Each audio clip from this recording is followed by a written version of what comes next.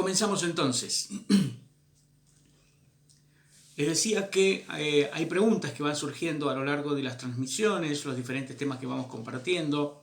Muchas veces el desarrollar un tema responde ya a preguntas que teníamos, pero lo bueno es que cuando nos llega la respuesta a una pregunta, muchas veces hace que nos surjan preguntas nuevas, preguntas que no teníamos y que una respuesta nos lleva a otra pregunta. Creo que siempre tenemos nosotros que tener preguntas. Creo que eso es un símbolo de crecimiento, creo que es una señal de inteligencia también, y de humildad sobre todo, entendiendo que no lo sabemos todo, que todos tenemos preguntas, todos tenemos, quien más, quien menos, hay cosas que las seguimos aprendiendo, que las seguimos investigando, y si tenemos la posibilidad de ir a la Biblia para encontrar la respuesta, tanto mejor entonces, porque las respuestas no van a estar surgidas de opiniones personales, no van a estar surgidas de ideologías personales, sino de las escrituras. Lo escrito está de la Biblia. Así que hay preguntas que llegan desde diferentes fuentes y en diferentes tiempos también. Algunas han llegado al Facebook, otras a Messenger, otras al WhatsApp, y otras preguntas que van surgiendo, como les decía, durante mi tiempo en Facebook, y que han ido acercándome algunas inquietudes. Muchas veces esas preguntas han surgido también de cuestionamientos, algunos temas o algunas enseñanzas en particular. Y es bien curioso que a veces estamos más acostumbrados a aceptar aquello que ya sabemos, aunque lo hayamos aprendido mal, que corregirlo. Hasta les digo yo, incluso cuando la corrección viene de parte de las escrituras, de parte de la Biblia. Un hermano me decía hace tiempo que lo difícil a veces no era aprender lo nuevo, sino desaprender lo viejo. Y a veces uno se acostumbra a creer las cosas de una manera, a mirarlas de una manera, las escuchó por repetición, las escuchó y fue aprendiendo la Biblia por prédicas, o fue armando una teología basada en canciones, y muchas veces esas canciones están completamente equivocadas, distorsionadas, fuera de las escrituras. Un día vamos a hacer una transmisión específica sobre las letras de las canciones, un análisis de canciones comunes, populares dentro de la iglesia, dentro de la discografía cristiana, de las emisoras cristianas también, y nos vamos a tomar un día una transmisión para ir analizando algunas letras y ver que muchas veces cantamos canciones solamente porque las escuchamos o se hicieron populares en la iglesia, y a veces no filtramos demasiado qué estamos diciendo con lo que estamos cantando, y si lo que estamos diciendo tiene un aval escritural o no, o si son solamente inspiraciones personales basadas en pareceres, experiencias personales u opiniones de los autores de esas canciones, y nosotros nos encontramos repitiendo cosas que nada que ver, solamente porque se hicieron populares dentro de la iglesia, o las pasaron mucho en la radio, o las canta alguien evangélico famoso, o las escuchamos en alguna iglesia y nos gustó la música que tenía, y bueno, la aprendimos y le dimos nosotros por adelante también, cantando las mismas cosas muchas veces sin prestar atención a lo que estamos cantando. Así que prometo esa transmisión un día solamente para que juntos analicemos canciones. Bien, algunas preguntas. Hay un par de primeras preguntas aquí que están basadas en la parábola del sembrador, donde hablamos sobre las 4 tierras. Y la pregunta es, ¿qué mensaje se debe predicar basado en la parábola del sembrador? Porque el sembrador es el que es el predicador, la semilla es la palabra, la tierra es el oyente. Bueno, muchas veces la semilla puede llegar a ser equivocada. En el caso de la parábola del sembrador, en la Biblia se refiere específicamente al sembrador que siembra la palabra del reino. Esto es bien interesante. Todo predicador de la Biblia, todo pastor, todo predicador o predicadora, debe asegurarse de predicar la palabra del reino. El reino de Dios está por encima, trasciende los preceptos, estatutos y reglamentos constitutivos de las instituciones o de las denominaciones.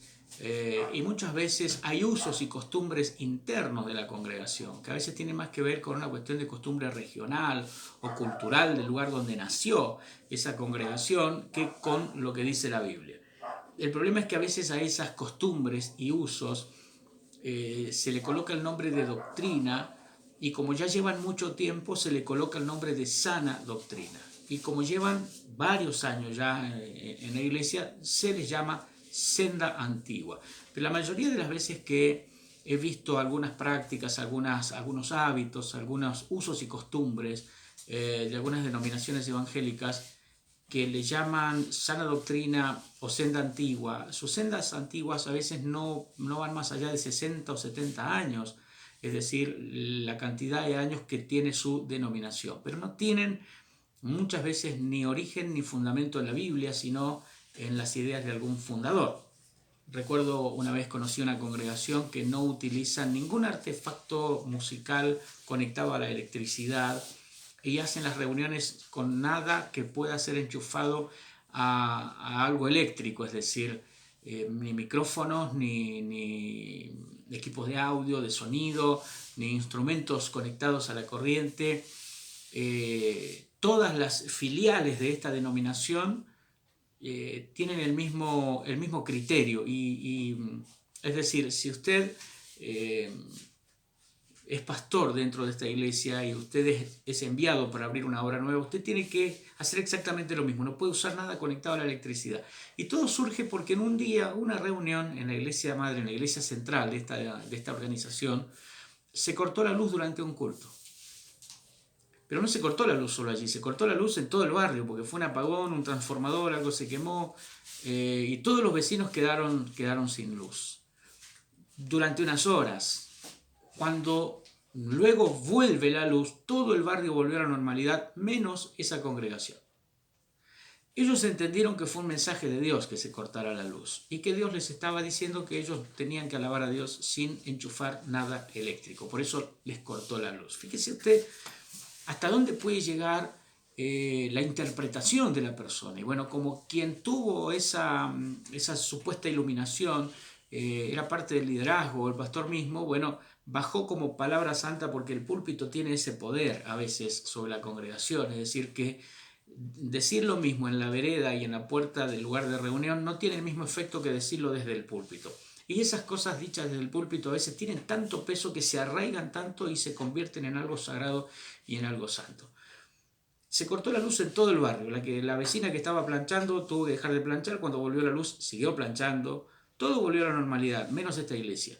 Y a partir de allí todas las filiales que fueron abriendo, las fueron abriendo con este mismo criterio. Es decir, y no solamente que ellos tenían el criterio de no usar elementos electrónicos, sino que miraban mal a las iglesias que sí lo usaban. Es decir, ya hasta sirvió como para una cuestión discriminatoria al resto. El problema es que fue un corte de luz producido en todo el barrio.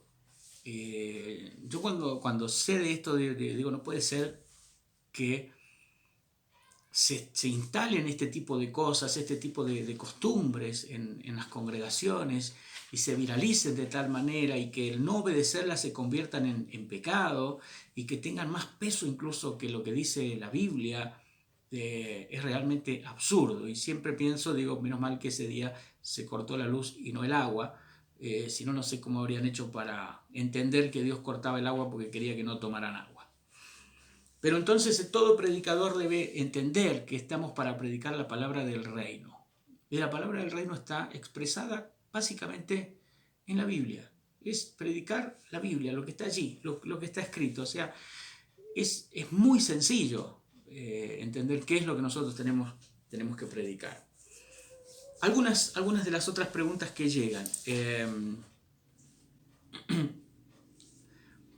¿Está permitido comer morcilla? Este es un tema que surge muchas veces, a veces cuando nos juntamos así a comer en algún lado, a veces hasta en reuniones de pastores o en eventos pastorales donde alguien organiza un asado o se sale a comer a algún lado y hay asado y se come parrilla.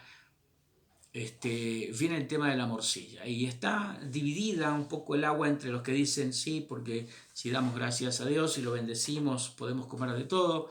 Y otros dicen no, pues no tenemos que comer sangre. El asunto es que no nos importa lo que diga un grupo o lo que diga el otro, nos importa lo que dice la Biblia. Y la Biblia dice que no debemos comer sangre. Y la morcilla está hecha exactamente de eso.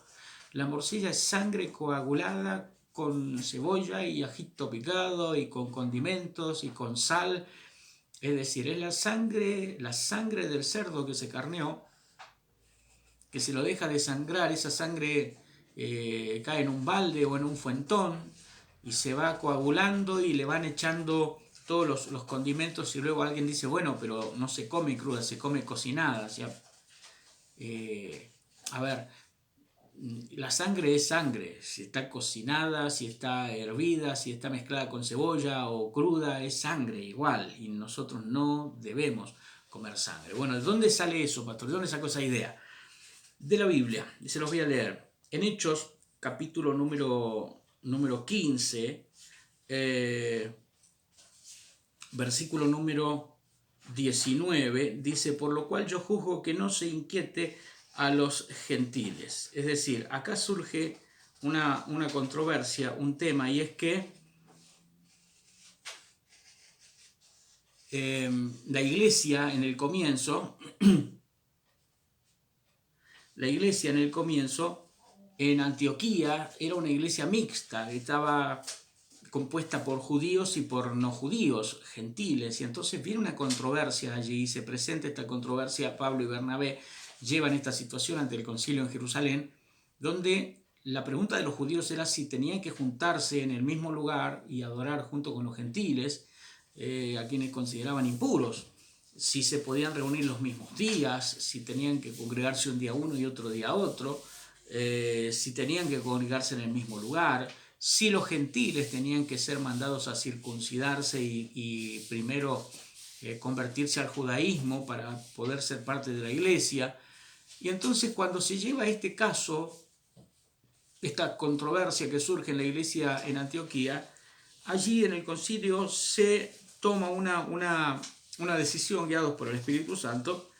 Y en Hechos 15, 19 dice, por lo cual yo juzgo que no se inquiete a los judíos que se convierten a Dios. Es decir, no le impongan la circuncisión, no hagan que se conviertan en judíos primero, sino que se les escriba que se aparten de las contaminaciones de los ídolos, de fornicación, de ahogado y de sangre. Ya desde el Antiguo Testamento, el tema de la prohibición de la sangre y la explicación del por qué, que la sangre es la vida de la persona, está prohibido. Y aquí en Hechos capítulo 15 nos menciona que los gentiles no tenemos que convertirnos al judaísmo para después pasar a ser cristianos, pero que sí no podemos, no debemos, no es correcto comer sangre. Así es que si la morcilla estaba dentro de sus placeres alimenticios, bien, reemplácela por otra cosa. Cuando usted va a un restaurante, a una parrillada, siempre las morcillas vienen allí, pida que se las cambie por otra cosa. Bien. Otra pregunta relacionada un poquito con esto, y creo que más que nada en este tiempo es interesante estudiar sobre esto. La pregunta es si los cristianos tenemos que guardar el sábado. Estoy observando que muchos cristianos, muchas congregaciones, muchos pastores incluso están guardando y enseñando a guardar el sábado o el Shabbat. Y cada vez más están incorporando fechas y festividades que fueron dadas no para toda la humanidad, fueron dadas solamente para el pueblo de Israel, solamente para el pueblo hebreo, para los judíos, no para todos. Es decir, no forman parte de lo que a la iglesia se le enseñó que debía incorporar y que debía practicar. Y una de ellas es el tema del sábado. Hay una iglesia en particular que gira toda su estructura está construida sobre guardar el sábado o el día de reposo. De hecho, el mismo nombre de la iglesia, que es la iglesia adventista del séptimo día, más conocida como los sabatistas, hacen del día sábado lo más importante de su fe. Todo su mensaje gira en torno al respeto y al guardar el día sábado, a punto tal que es prácticamente como el equivalente a perder la salvación en no respetar el sábado y no guardar el día sábado. Vuelvo otra vez a Hechos 15. Fíjese que en Hechos 15, capítulo 19 y 20, cuando se habla de las cosas que los gentiles se le debía imponer, no aparece aquí el día de reposo, no aparece que los gentiles teníamos que guardar el sábado igual que los judíos. Pero además, el libro de Colosenses, en el capítulo 2, versículos 16 y 17, Colosenses, no judíos, no hebreos, gentiles, esto es para nosotros, para los que no somos judíos, dice el apóstol Pablo: por tanto, nadie os juzgue en comida o en bebida o en cuanto a días de fiesta, luna nueva o días de reposo, todo lo cual es sombra de lo que ha de venir, pero el cuerpo es de Cristo. Es decir, eran simbolismos. De hecho, Jesús hacía actividades los días sábados y fue muchas veces confrontado por eso. Sanaba en día sábado. Y él mismo estaba como violando el sábado, violando el día de reposo. Pero él cuenta también cuando iba David con sus soldados y que entraron a un campo de maíz un día de reposo y cortaron maíz. Él mismo les preguntó a los judíos, los confrontó con la idea de cuál de ustedes, si se cae el asno en un pozo un día sábado, no saca al asno de allí el día de reposo. Pero era tan importante el día de reposo para ellos que preferían que el enfermo se quedara enfermo y el muerto se quedara muerto, para no desarrollar ninguna actividad que violara el día de reposo. No habían entendido nada, se habían quedado con la parte religiosa y el sábado era demasiado importante para ellos. Hoy hay algunas corrientes evangélico-judaizantes, el neojudaísmo metido dentro de la iglesia evangélica, que está con este asunto de guardar el sábado o el Shabbat, y ya comienzan a preparar todo desde el día viernes, y están actuando como judíos y no lo son. De hecho, es tan fuerte el neojudaísmo dentro de la iglesia evangélica que he conocido ministros que antes eran evangelistas, predicadores, y ahora se hacen llamar rabinos, cuando jamás se hicieron ningún estudio de rabinato, cuando no tienen ni siquiera un antepasado que sea judío en su familia. Es preocupante esto.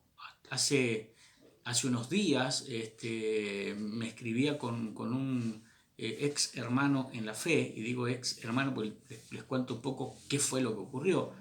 Veía que publicaba muchas cosas judías en su face, y le pregunté, le digo, me llama la atención que publique, y dice, sí, me convertí al judaísmo porque alguien de su familia, un pariente, un antepasado, es judío. Y le pregunté un poco en serio, casi en broma, le digo, ¿ya le dijo a Jesús que ya renunció a Jesús como Mesías? Y me dijo que sí, que él lo había hecho, es decir, dejó a Jesús, dejó a Cristo, va a creer como cualquier judío que el Mesías no era Jesús, se va a quedar esperando al Mesías. Si no le cae la ficha y la luz antes, va a aceptar al anticristo como que ese es el Mesías que estaba esperando. Es decir, el sacrificio de Cristo y la sangre de Cristo, eso es apostatar absolutamente de la fe, comenzar a confiar en la práctica de todo ese ritual que no es para la iglesia y que no es para todos los gentiles, que es solamente para los judíos. Hay un neojudaísmo muy fuerte dentro de la iglesia. Yo sé que suena interesante y suena atractivo cuando comenzamos a estudiar sobre usos y costumbres de Israel, sobre el tema de cómo eran las comidas y de cómo eran los símbolos y de cómo era toda la festividad, y lo podemos estudiar como una información cultural, histórica, que nos sirve para comenzar a tratar sobre las raíces de dónde es que viene el Mesías, cómo llega el Evangelio a nuestras vidas.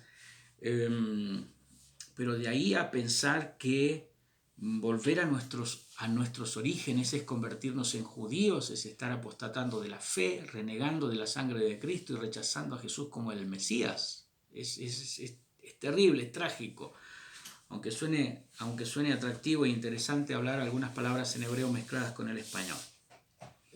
Otra pregunta que nos llega muy relacionada también con esto es: si está bien llamar al Señor Jesús Jesús, o tenemos que llamarlo Yeshua o Yahshua. Y este es otro tema también. Encontrar a muchos ministros de Dios, y yo sé que de esto van a surgir controversias y algunos comentarios puede que no estén a favor de lo que estoy diciendo, se dirigen a Dios como el eterno solamente, el eterno, y la eternidad es uno de los atributos de Dios, pero el apóstol Pablo nos dice que el Espíritu Santo dentro de nosotros no nos hace clamar a Dios eterno, sino papá, padre. Que Él sea eterno no lo conecta con nosotros, solo estamos hablando de cómo es. Pero decirle padre a Dios y no llamarlo a Él como el eterno, que el eterno te bendiga, que el eterno te ayude, el eterno estuvo con nosotros, y muchos Facebook de ministros, incluso evangélicos, se refieren a Dios como solamente el eterno, es colocar una distancia entre nosotros y Dios y ya no verlo como nuestro Padre, no vernos nosotros como sus hijos, sino como un ser eterno que existe desde siempre. Y si todo lo que vemos de Él es solamente su eternidad, entonces el Espíritu Santo no nos ha convencido de que somos sus hijos. Romanos capítulo 8, el apóstol Pablo dice que el Espíritu Santo dentro de nosotros nos da testimonios de que somos hijos de Dios. Y clama dentro de nosotros nuestro espíritu, Abba, Padre, papá. Cuando encontramos la enseñanza de la oración de Jesús, no nos dijo que ustedes pues orarán eterno que estás en los cielos, sino Padre nuestro. Ese es el rol, ese es el lugar al que nosotros tenemos que acercarnos como hijos. ¿Está mal llamarlo eterno? No. Es uno de sus atributos. Llamarlo poderoso tampoco está mal. Llamarlo omnisciente tampoco está mal. Pero esos son atributos. Pero su lugar en nosotros es un lugar de Padre. Él envió a su Hijo para ser nuestro Padre. Su Hijo vino a convertirnos en los hermanos menores de Jesús. Es decir, si el Padre quiere ser nuestro Padre y que seamos sus hijos, y a lo máximo que hemos llegado es a verlo solamente como el eterno, es porque no hemos entendido la relación que Dios quiere tener con nosotros. Y con respecto a las palabras, llamarle Yeshua o Yahshua, Hamasía, en lugar de llamarle Jesús, hay toda una campaña en Facebook, cadenas me han llegado incluso al WhatsApp o al Facebook de que llamarlo Jesús es una palabra incorrecta porque Jesús significa un caballo. Y yo les he respondido que llevo años ministrando liberación. Cada vez que he ministrado liberación y que he echado fuera a los demonios en el nombre de Jesús, los demonios se dieron cuenta que no estaba nombrando ningún caballo. Cuando yo recibía a Jesús como el Señor de mi vida, yo no estaba aceptando ningún caballo, estaba aceptando al Hijo de Dios, y el Espíritu Santo no me negó la posibilidad de la salvación y de creer y de confesar a Jesús. Por otro lado, nosotros hablamos español, y la victoria del Evangelio, hermanos queridos, no es que todo el planeta hable en hebreo. La victoria del Evangelio es que toda lengua, todo idioma, todo dialecto confiese a Jesucristo como Señor. Porque no hemos sido llamados a judaizar al mundo, hemos sido llamados a evangelizar al mundo. Esa es la idea. No tenemos que judaizar al evangélico, tenemos que evangelizar al judío. El llamado nuestro, el llamado de la iglesia, tiene que ver con eso. Por otro lado, piensen en esto. Cuando el Espíritu Santo vino en Pentecostés y habían gente de diferentes lugares que habían venido a Pentecostés en Jerusalén, cuando el Espíritu Santo vino, no hizo que las personas extranjeras que estaban allí hablaran en hebreo. Lo que hizo fue que los judíos hablaran en los idiomas de los demás. Es decir, que si el interés del Espíritu Santo fuera que todos aprendamos a hablar en hebreo, oremos en hebreo y nombremos a Dios solamente en hebreo porque parece que Dios no entiende otro idioma, cuando vino el Espíritu Santo, en lugar de hacer que los hebreos hablaran en otros idiomas, habría hecho que los extranjeros hablaran todos en hebreo. Entonces yo les diría, sí, el Espíritu Santo, la idea del Espíritu Santo es que todo el mundo ande hablando como judío. No. El Espíritu Santo vino aquel día para que los hebreos hablaran en idiomas de las demás naciones. Y ellos dijeron, les oímos hablar en nuestra propia lengua las maravillas de Dios. Así es que preste atención a esto. Cuando ellos nombraban al Hijo de Dios y al Mesías, lo nombraban en la manera en que se pronunciaba en ese idioma el nombre de Jesús. Vamos a pensar que este evento sucediera hoy, aquí, y que tenemos un alemán, un chino, un ruso, un coreano, un árabe, un japonés, un africano, y viene el Espíritu Santo con la idea de que ellos entiendan el Evangelio. No va a hacer que ellos hablen y entiendan hebreo, va a hacer que nosotros hablemos en chino, en japonés, en coreano, es decir, y cuando usted dice Jesús en chino, obviamente que no suena igual que en español, ni en ruso, ni en africano, ni en alemán, ni en árabe, pero es el mismo nombre, pronunciado el mismo nombre en los idiomas y dialectos diferentes de cada una de las lenguas. A eso se refiere la Biblia cuando dice, y toda lengua confiese que Jesucristo es el Señor. No dice que toda lengua se convierta en una sola y todo el mundo hable en hebreo. Así es que, aunque suena interesante cuando un predicador habla así con terminología hebrea y a veces no sé si es para explicarnos o para confundirnos nada más o para mostrarnos todo lo que sabe sobre la lengua hebrea, a veces es más un obstáculo para la fe, y aunque puede llegar a quedar maravillado o fascinado, como dice el apóstol Pablo, le escribió a los Gálatas. Pablo a los Gálatas fue muy duro y muy firme con respecto a ese. ¿Quién los fascinó? Y yo estoy viendo que hay un gran sector de la iglesia que está siendo fascinado por este neojudaísmo que algunos ministros evangélicos están infiltrando dentro de las iglesias. Bien, continuamos. Una pregunta más que surge, otro tema, este es otro tema ya.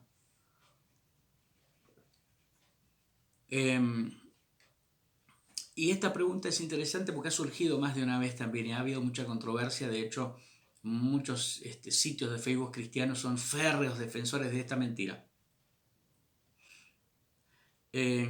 Dice la pregunta, si la Biblia dice que Pablo fue el último apóstol, ¿por qué hay muchos que se dicen ser apóstoles? Bien, en realidad la Biblia no dice que Pablo fue el último apóstol. Y alguien puede saltar ahora y decir, no, Pablo dijo que él fue el último apóstol. No, lo que Pablo dijo es que era el menor, el más insignificante, por eso él se llama el último de los apóstoles, no como que no hay ningún apóstol después de él. Es decir, porque ni siquiera cuando él fue nombrado apóstol, fue nombrado él solo. También fue nombrado apóstol Bernabé el mismo día. En Hechos capítulo 13, versículos 1, 2 y 3, dice que Pablo y Bernabé estaban en una iglesia que estaba en ayuno y oración. Habían profetas y habían maestros. Y en esos días el Espíritu Santo dijo, apartadme a Bernabé y a Saulo para la obra a que los he llamado. Porque fue llamado el mismo día Pablo que Bernabé. Es decir que si es por una cuestión de ser el último, como que fue el último llamado, Bernabé también pudo haber dicho yo soy el último de los apóstoles, y a los dos lo ungieron el mismo día y a los dos los enviaron el mismo día como apóstoles. Así que cuando Pablo está diciendo que él es el último de los apóstoles o el último apóstol, no está diciendo que él es el último en la línea sucesoria, en una línea temporal, y que cuando se muere Pablo se acabaron todos los apóstoles. Eso es falso, porque de hecho Apolos, que no era apóstol, es reconocido como apóstol después por el mismo Pablo. ¿Qué es lo que quiere decir entonces? Bueno, hay diferentes versiones que nos van ayudando a aclarar a qué se refiere. 1 Corintios 15, 9, ese es el versículo que ha servido para mucha confusión, pero no porque esté mal escrito, sino porque ha sido mal interpretado. Porque allí Pablo dice, porque yo soy el último de los apóstoles y ni siquiera merezco ser llamado apóstol, pues perseguía la iglesia de Dios. La Biblia Latinoamericana 1995. La Reina Valera 1960 es la que dice así, pero luego dice, la traducción en lenguaje actual dice, porque yo soy el más pequeño de los apóstoles, que no soy digno de ser llamado apóstol. Otra traducción, la Nueva Versión Internacional, dice, soy el menos importante. Biblia de las Américas, admito que soy el más insignificante de los apóstoles. Es decir, el apóstol Pablo no se está refiriendo a que él es el último de los apóstoles, digo, como que después de él no hay más apóstoles, porque si no también tendríamos que pensar que Pablo vivió antes que Adán, y que antes que Eva comiera del fruto y antes que Adán comiera del fruto, Pablo había pecado. Bueno, sabemos que Pablo ni existía en ese tiempo, pero Pablo dice que él es el primero de los pecadores. Si vamos a tomar como literal que él es el último de los apóstoles, tomemos también que él es el primero de los pecadores, o sea que Pablo pecó antes que Adán. Sin embargo, entendemos que está hablando en sentido figurado. Pablo tampoco podía quedarse embarazado. Él usa mucha figura metafórica para referirse a sí mismo. Cuando él dice, hijitos míos por los cuales vuelvo a sufrir dolores de parto. Si vamos a tomar literal ese pasaje, entonces Pablo estaba embarazado y podía tener hijos como si fuera una mujer. Él habla en sentido figurado, obviamente, cuando dice que sufría dolores de parto. Habla en sentido figurado cuando dice que él es el primero de los pecadores. Y habla en sentido figurado cuando dice que es el último de los apóstoles. Porque, repito, él no fue ungido solo. A él ungieron junto con Bernabé. Es decir, que si él era el último de los apóstoles, Bernabé también era el último, porque fueron ungidos el mismo día. Otra pregunta más, relacionada también un poco con esto. Y yo sé que se enseña muchas veces en las iglesias y algunos ministerios dicen, no sé de dónde sacan los apóstoles, y Pablo fue el último apóstol, y aparece un montón diciendo amén, amén, amén, y ni siquiera han agarrado la Biblia para entender si eso es así. No se le puede decir amén a cualquier barbaridad. Uno tiene que averiguar si es verdad, si está en la Biblia. Si no, no importa quién sea el que lo dijo, está equivocado. Otra pregunta dice, Jesús dijo que Juan el Bautista fue el último profeta. ¿Por qué siguen diciendo hoy en día que hay profetas? Bien, Jesús no dijo tampoco que Juan el Bautista fue el último profeta. Esto está basado en una mala lectura del siguiente pasaje bíblico que se lo voy a leer. Como las preguntas llegan con tiempo, me da tiempo de buscar las respuestas en la Biblia. En Lucas 16:16 Jesús dijo, la ley y los profetas fueron hasta Juan. Desde entonces el reino de Dios es anunciado y quien quiera hacer fuerza a entrar por él. Ahora, si usted lee este versículo, la ley y los profetas fueron hasta Juan, entonces dice, los profetas fueron hasta Juan. Después de Juan no hubo ningún otro profeta. Pero ahí estaría negando primero a Jesús.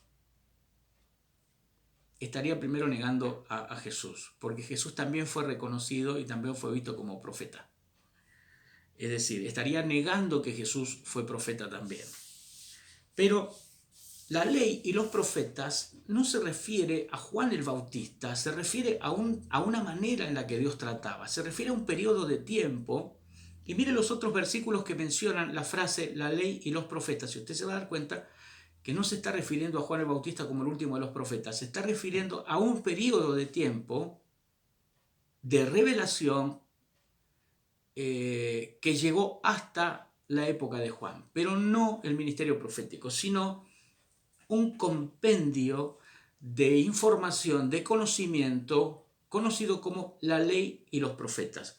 Veamos otros versículos que menciona la ley y los profetas. Mateo 22:40, Jesús dice, de estos dos mandamientos depende toda la ley y los profetas. Habla de la ley y los profetas como un compendio de escritos, de registros históricos, no de ministerios de profeta que terminó con Juan como el último de los profetas. Está refiriéndose a la ley y los profetas son los escritos de los mandamientos y son las declaraciones escritas de los profetas. La ley y los profetas es lo que nosotros hoy le podríamos llamar el Pentateuco más los libros proféticos.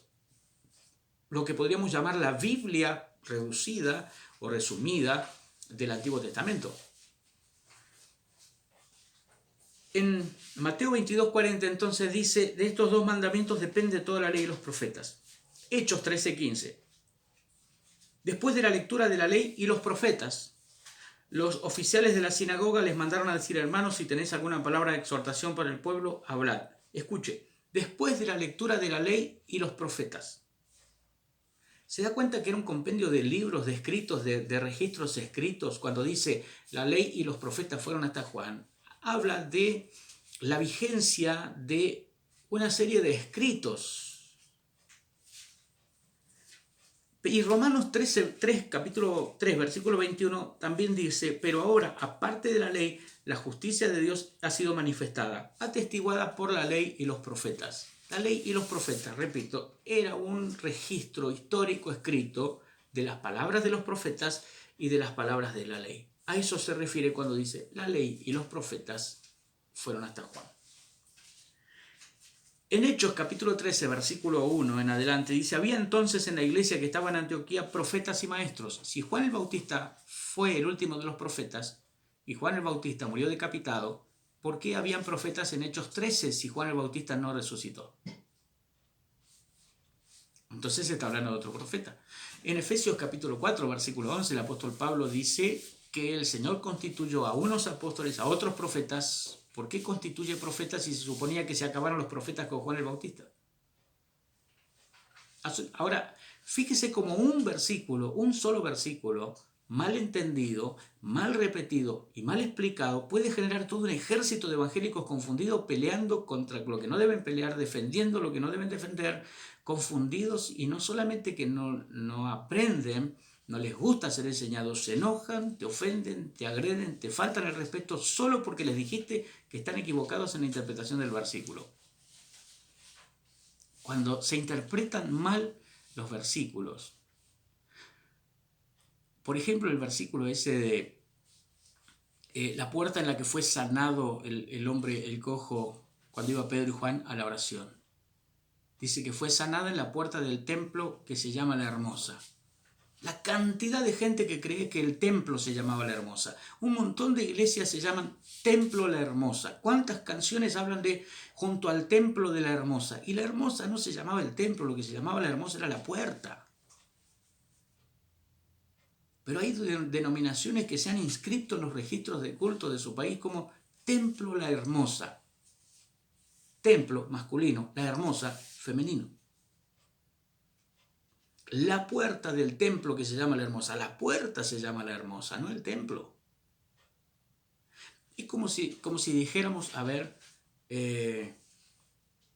la esposa del pastor que se llama María. Y diríamos, el pastor María. No, la esposa del pastor se llama María.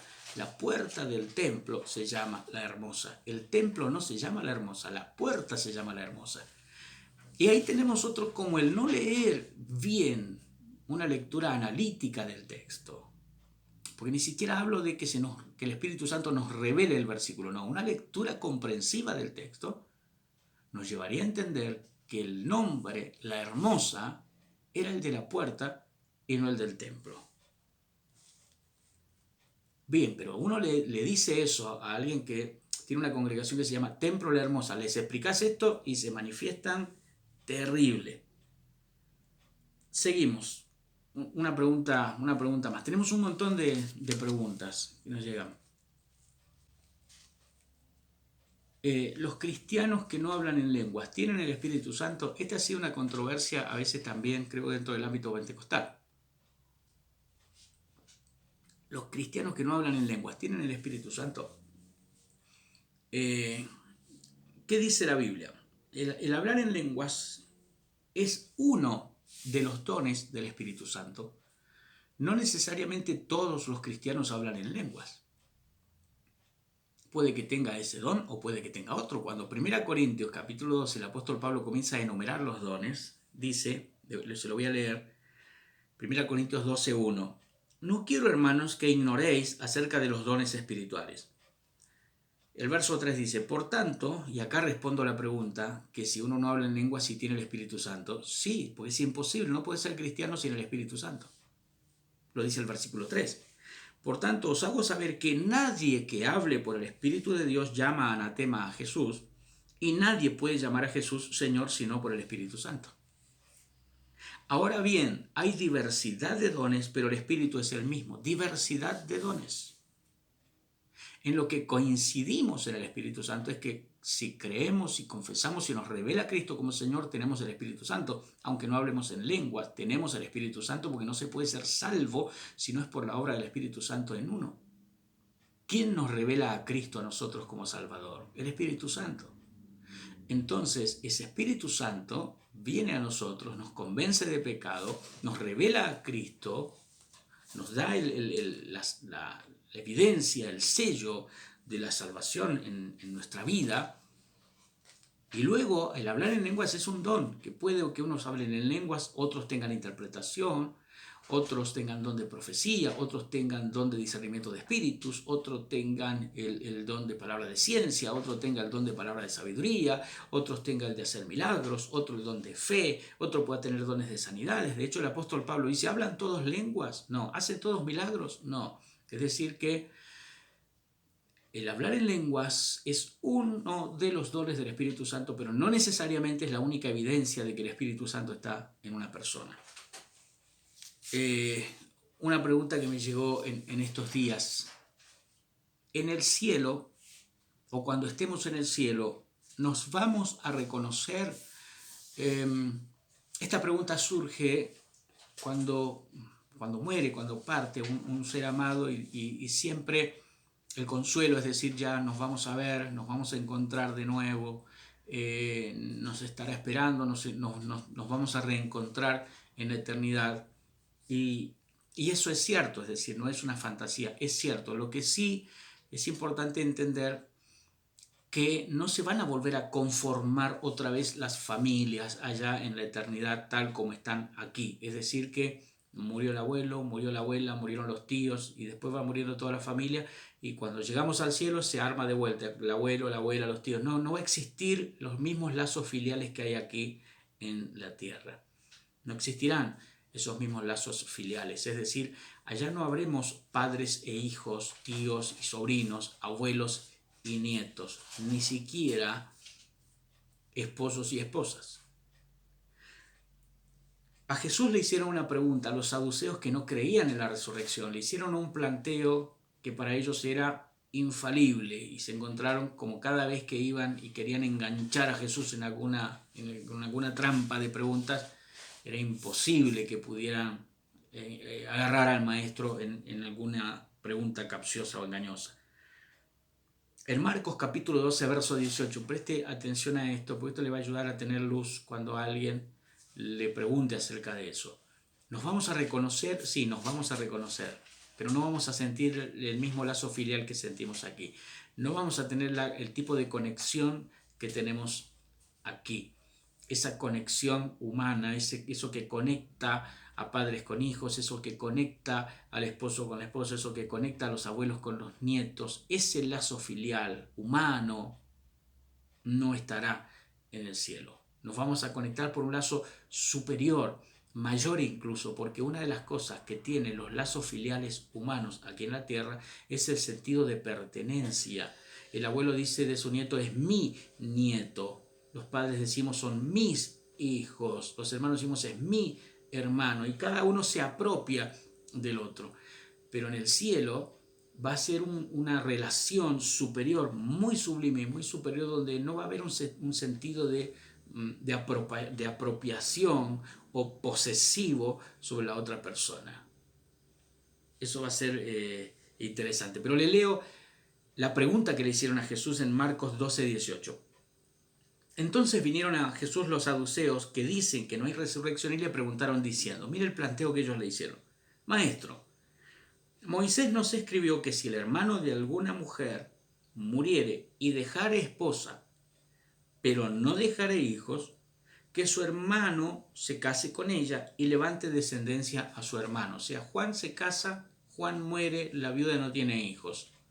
Juan tiene hermanos. Entonces, por la ley de Moisés, la viuda tiene que tener hijos con el hermano de Juan para dejarle herencia a Juan. Hubo 7 hermanos, le dicen ellos. El primero tomó esposa y murió sin dejar descendencia. El segundo se casó con ella y murió y tampoco dejó descendencia. Y el tercero de la misma manera. Y así los 7. O sea, ya era sospechosa la viuda. Se casó con 7 hermanos, los 7 murieron. Pero sigo con la historia de la Biblia. Así los 7 y no dejaron descendencia. Y después de todos murió también la mujer. Y acá ellos vienen con la pregunta tramposa a ver si lo pueden agarrar a Jesús. Verso 23. En la resurrección, pues, cuando resuciten, decían ellos que negaban la resurrección. En la resurrección, cuando resuciten, ¿de cuál de ellos será ella mujer, ya que los 7 la tuvieron por mujer? Pregunta interesante. Si en el cielo se vuelven a conformar los matrimonios, si en el cielo se vuelven a conformar otra vez las familias, tal como fueron aquí en la tierra, bueno, ella se casó con los 7. ¿Tiene 7 esposos en el cielo? ¿Cómo va a ser eso? Verso 24 les responde Jesús. Les dijo, ¿No erráis por esto? Porque ignoráis las Escrituras y el poder de Dios. Porque cuando resuciten los muertos, ni se casarán, ni se darán en casamiento, sino que serán como los ángeles que están en los cielos. Los ángeles no tienen el abuelo del ángel, el sobrino del ángel, el cuñado del ángel, la esposa del ángel y los sobrinos del ángel.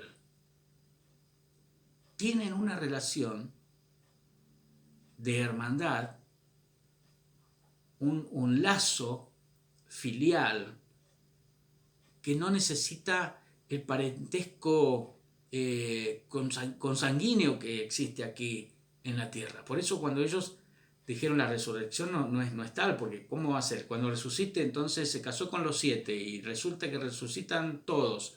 Y ahora, bueno, es la mujer de los 7. No es la esposa de ninguno de ellos.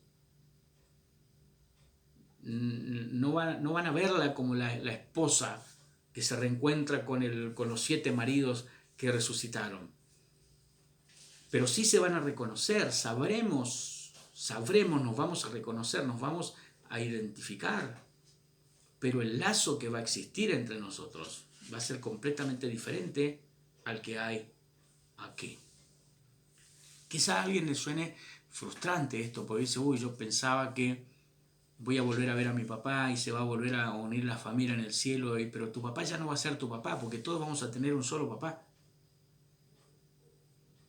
Así como en el Evangelio, cuando venimos a Cristo, viene toda una familia a Cristo, los padres, los hijos, los nietos, pero en la fe no son abuelo, hijo, nieto, son hermanos.